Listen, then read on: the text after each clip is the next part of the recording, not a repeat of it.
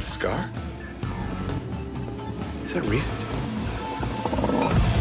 David, Beyond Two Souls, first of all, looks incredible. You are both in charge of directing and writing. What is it like writing something that has so many branching options? It's a nightmare. No, it's a lot of work. It's about a year in writing for a script that is about 2,000 pages. Just imagining not only one story, but all possible variations of this story.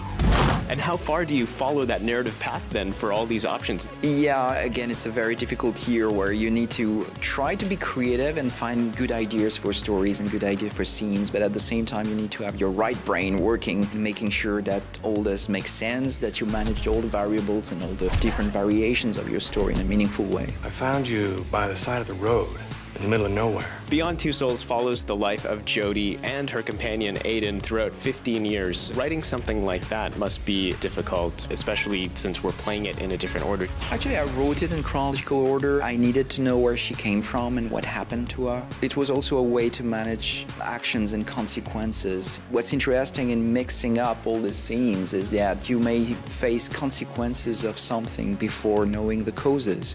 So you may meet someone who's really upset against you in a scene and only discover what really happened 3 or 4 scenes later. So it creates an interesting dynamic in the game where the player needs to put the pieces of the puzzle together by himself. But of course we make sure that the story makes sense and that you can do this work and recreate the puzzle.